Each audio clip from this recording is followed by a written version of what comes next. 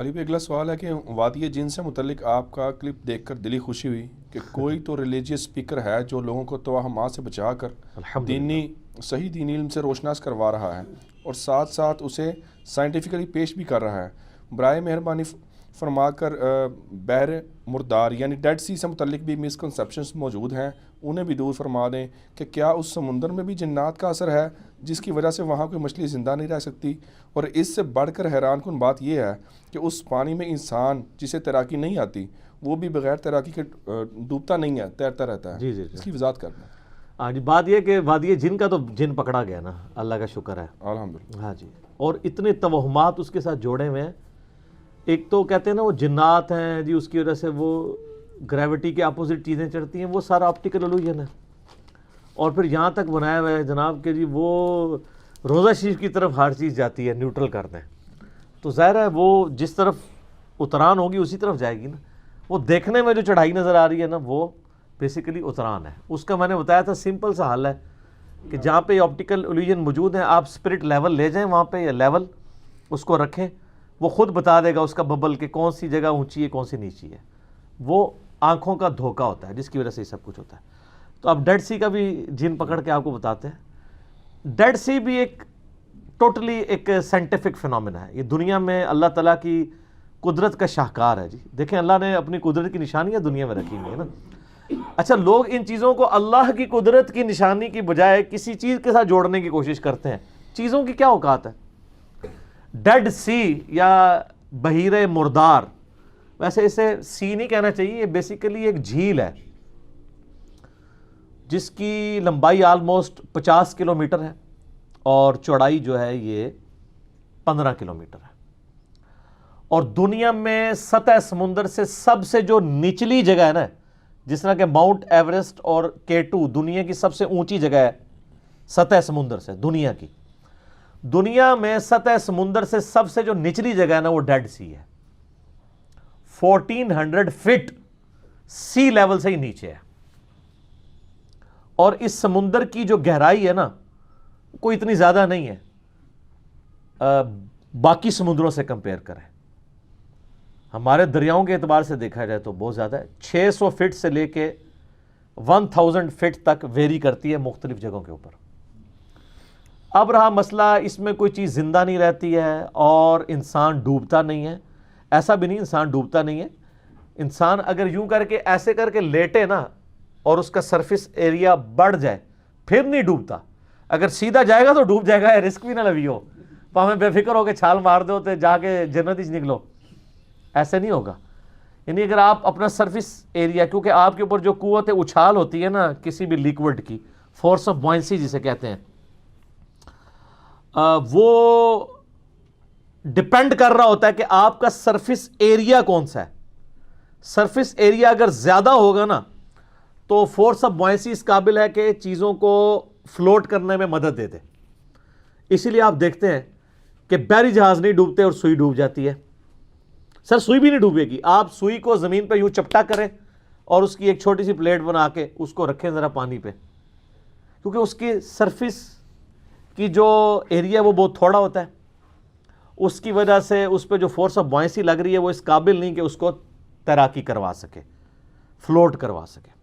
ارشمیدس principal ہم نے بچپن میں پڑھا ہوا ہے، میٹرک لیول کے اوپر بھی، باقی سائنس تو پوری کی پوری فلوٹنگ باڈیز کی اسی کے اوپر ڈیپینڈ کر رہی ہے۔ ارشمیدس نے یہ چیز دریافت کی تھی، اور یہ یعنی قبل از مسیح کی بات ہے، نبی الاسلام سے بھی پہلے کی، کہ جو بھی باڈی کسی فلوئڈ میں رکھی جاتی ہے، چاہے وہ پانی میں رکھی جائے یا ایئر میں، تو جو Newton's third law of motion ہے کہ ہر عمل کا ایک رد عمل ہوتا ہے، تو وہ عمل تو ایک کر رہی ہوتی ہے نا، یعنی انڈر گریوٹی اپنے ویٹ کی وجہ سے چیز پانی میں ڈوبنے کی کوشش کرتی ہے، اس کی وجہ سے پانی کے اوپر ایک فورس نیچے کی طرف لگاتی ہے، تو اس کا ریاکشن کیا ہوگا کہ پانی بھی اتنی فورس اوپر کی طرف لگائے گا۔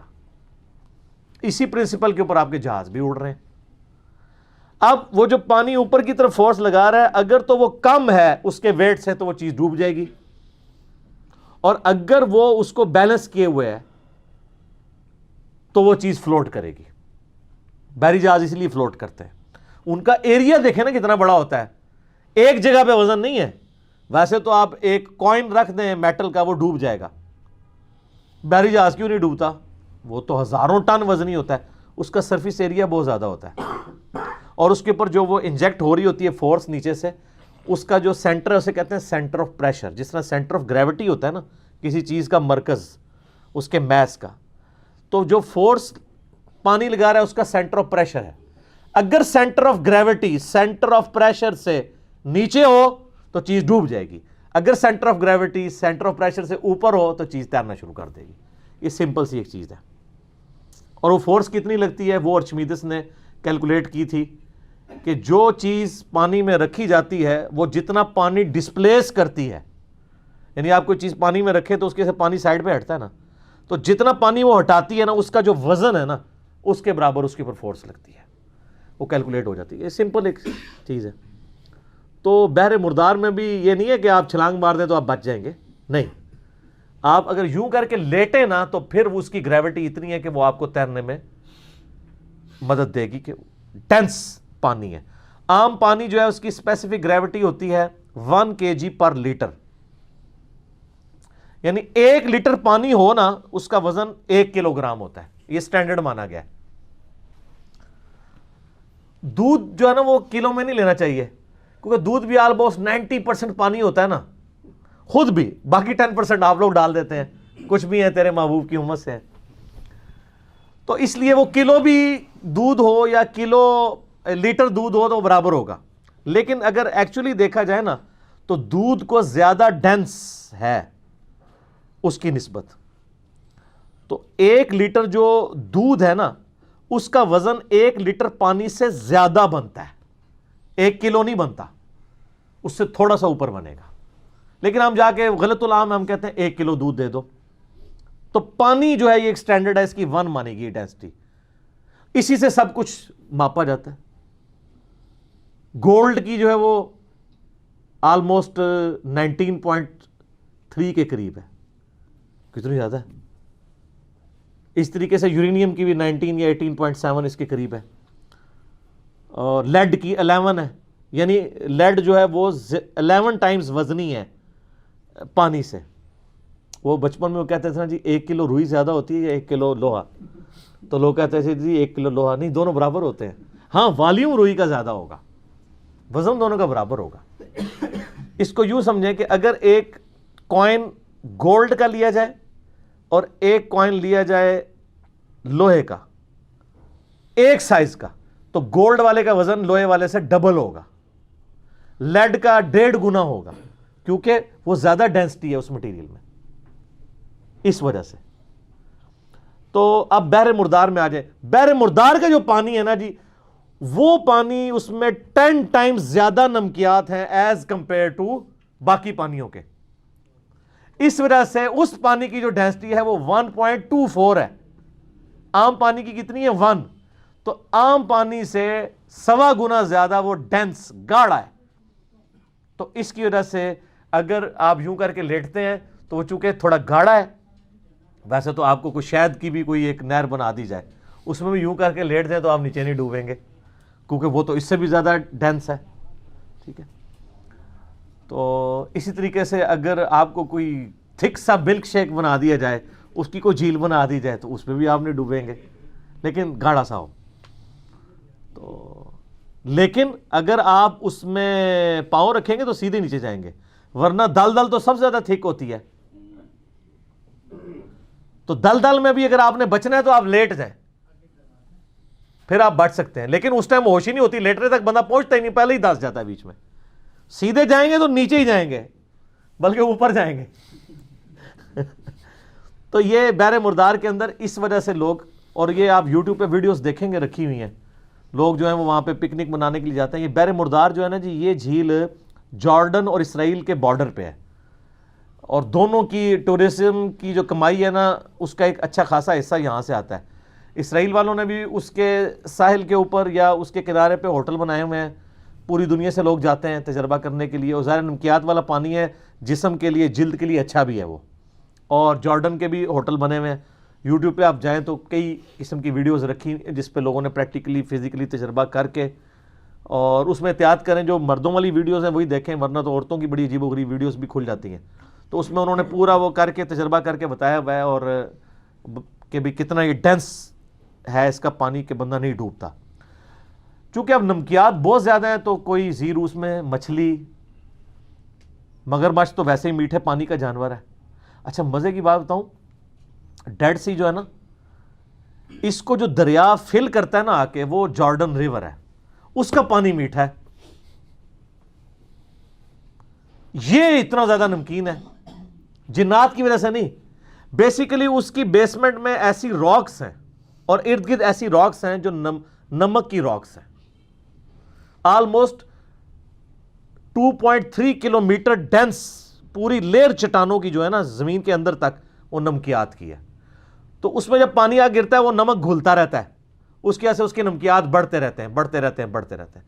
میٹھا پانی آگے گرتا ہے اور اس کے اندر آ کے نمکین ہو جاتا ہے. اور جو تھوڑی بہت مچھلیاں، ویسے تو ایسا کوئی نیچر کا سسٹم ہے کہ بہت تھوڑی مچھلیاں آتی ہیں، مچھلیوں کو بھی پتہ ہے اس طرف نہیں جانا، مچھلیاں پیچھے ہی رہ جاتی ہیں، ورنہ ساری مچھلیاں ضائع جائیں جارڈن ریور کی، تو وہ مچھلیاں پیچھے ہی رہ جاتی ہیں. اور یہ پانی جب گرتا ہے نمک والا ہو جاتا ہے. اب نمک والے پانی میں مچھلی تو زندہ نہیں رہ سکتی، نمک والا پانی تو آپ پی بھی نہیں سکتے، اتنا ڈینس، میدا کٹ جائے گا آپ کے سارے نظام. سمندر کا پانی پینے کے قابل تو نہیں ہوتا جب تک آپ اس کے نمکیات اس میں سے یعنی علیحدہ کر کے اور پانی نہ اس میں سے حاصل کر لیں ایویپوریشن کے ذریعے سے یا ٹریٹمنٹ پلانٹ کے ذریعے سے.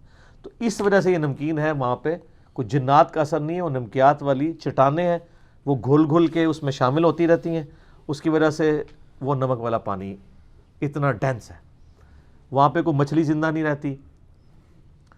اور پچھلے دنوں جرمنی کی کچھ ٹیمز وہاں گئی ہوئی تھیں اور انہوں نے جا کے نا نیچے چٹانوں سے جا کے نا بالکل گہرائی سے پانی کے نمونے لیے ہیں، تو اس میں ان کو لیونگ کریچرز ملی ہیں. سر یہ بھی پرانی باتیں ہوگی نا، ہیں اس میں زندہ مخلوق، بیکٹیریاز کچھ ایسے ہیں جو اس نمک والے پانی میں بھی زندہ رہتے ہیں. اللہ کی مخلوق ہے نا جی. اللہ تعالیٰ نے ایسی ایسی مخلوقات پیدا کی ہیں. دیکھیں کئی مخلوق ہے جو ہوا میں زندہ رہتی ہیں، پانی میں ڈال دیں تو مر جائے گی، ہم بھی انہی میں سے ہیں. اور کئی مخلوقات ہیں جو پانی سے نکالیں ہوا میں لے آئیں وہ مر جائیں گی، مچھلیاں. اور کئی ریپٹائلز ہیں جیسے مگرمچھ ہے، پانی میں بھی زندہ رہتا ہے اور باہر بھی، لیکن اگر اس کو سمندر میں پھینک دیں تو مر جائے گا. مگرمچھ سمندر میں نہیں ہوتا، بے فکر ہو جائے، لیکن اسے بڑی بلائیں ہوتی ہیں وہاں پہ. مگرمچھ جو ہے وہ میٹھے پانی کا جانور ہے. ہاں کچھوے میٹھے میں بھی ہوتے ہیں، نمکین میں بھی ہوتے ہیں. بیکٹیریاز ایسے ہیں جو اس حالت میں بھی وہاں پہ سروائیو کر رہے ہیں. شاید سانپ والا تو میرے علم میں نہیں ہے، ہو سکتا ہو.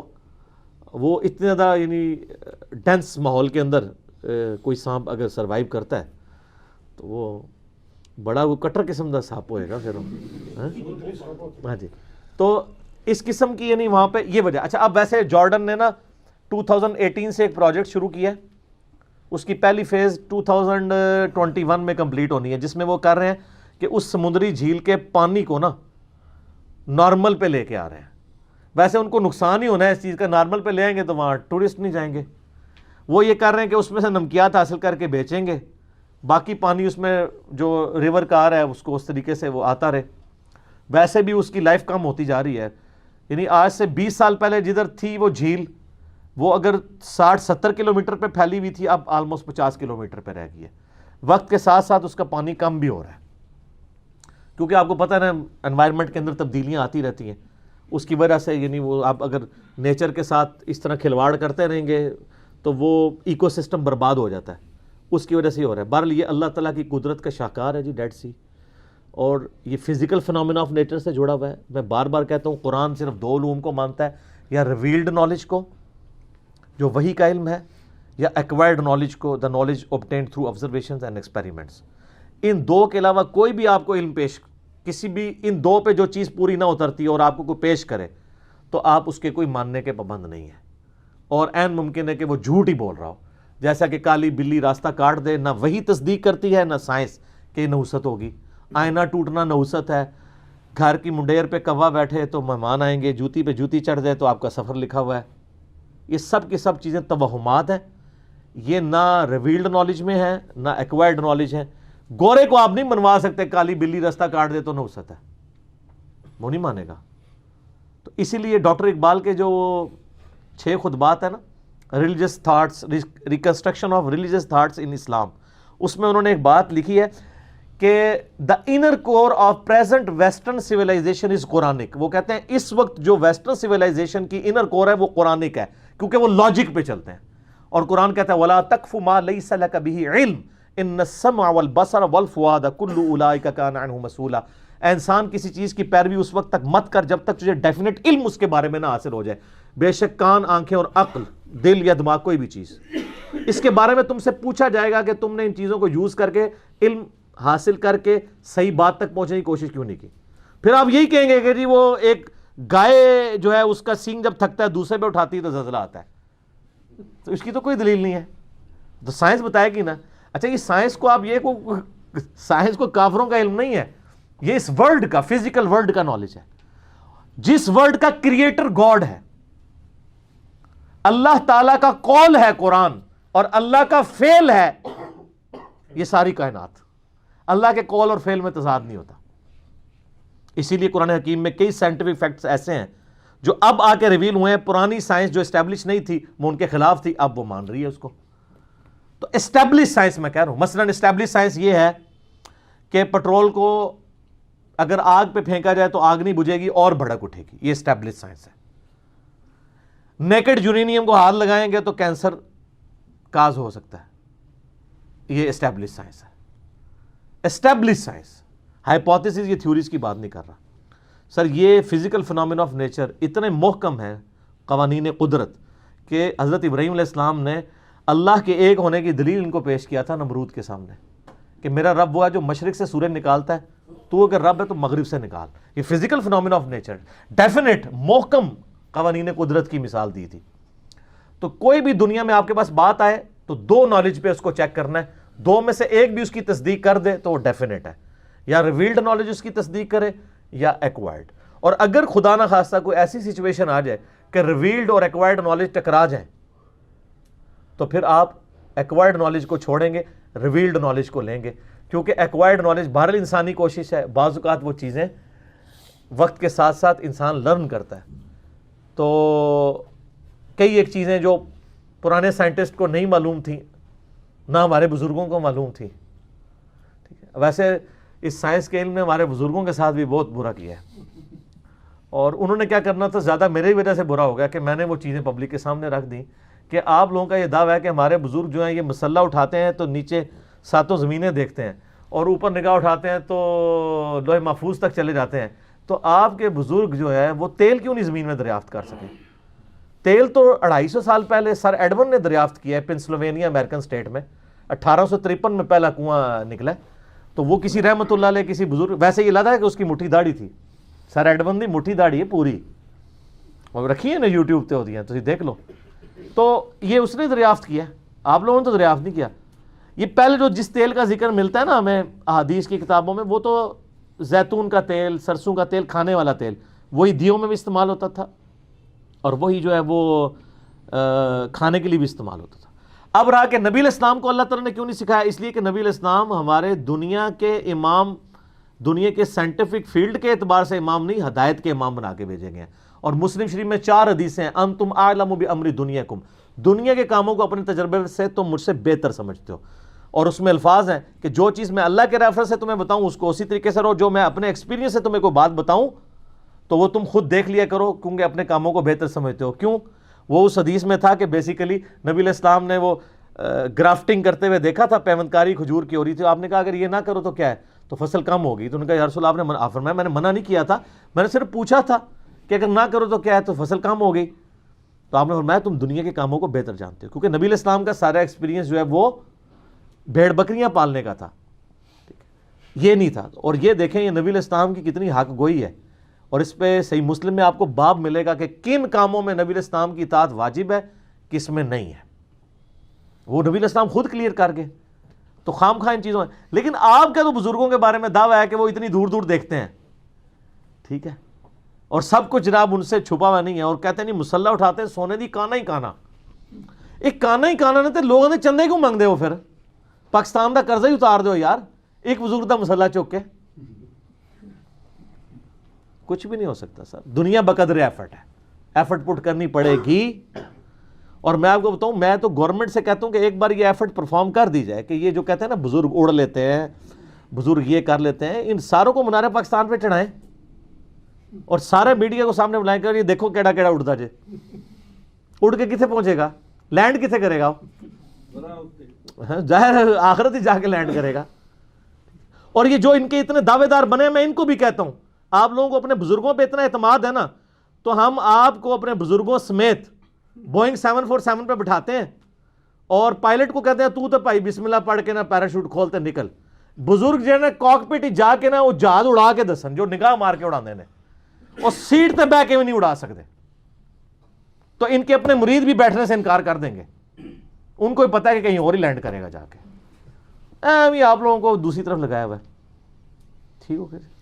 اچھا علی بھائی, اس میں جو آپ نے ابھی کلیریفیکیشن دی ہے اس حوالے سے بحر مردار کے حوالے سے, اس میں ایک کنسپشن یہ بھی پائی جاتی ہے کہ حضرت لوط علیہ السلام کی قوم کو جو ہے عذاب ہوا تھا اس وجہ سے, چونکہ زمین کو پلٹ کے ادھر دے مارا گیا, اس وجہ سے یہ بھی ایک لوگوں کے اندر بائبل میں اس طرح کی چیزیں ملتی ہیں. وہ سڈوم بستی تھی نا جو, جی, اس کے بارے میں ذکر ملتا ہے. بہرحال پھر اس وقت جو ہمارے پاس موجود ہے وہ فزیکل فنومنا ہے نا سر, فزیکل فنومنا ہے. بحر مردار آپ یہاں بھی بنا سکتے ہیں, میں نے کہا نا گریوٹی ہل آپ گھر بھی بنا سکتے ہیں, اور نیچے ویڈیوز بھی میں نے لنک کی ہیں, لوگوں نے بنائی ہوئی ہیں گھر. بندہ پریشان ہو جاتا ہے, ایسی ایسی زبردست ویڈیو, جیسے ہی کیمرہ پیچھے کرتے ہیں تو وہ نظر کا دھوکہ نظر آ جاتا ہے. تو بحر مردار آپ گھر بھی بنا سکتے ہیں. میں تو پہلے بتایا, آپ اگر کوئی ڈینس مٹیریل لے کے گھر جھیل بنائیں تو وہ بحر مردار بن جائے گی. تو وہ فزیکل فنومنا ہے نا جو کچھ بھی ہے.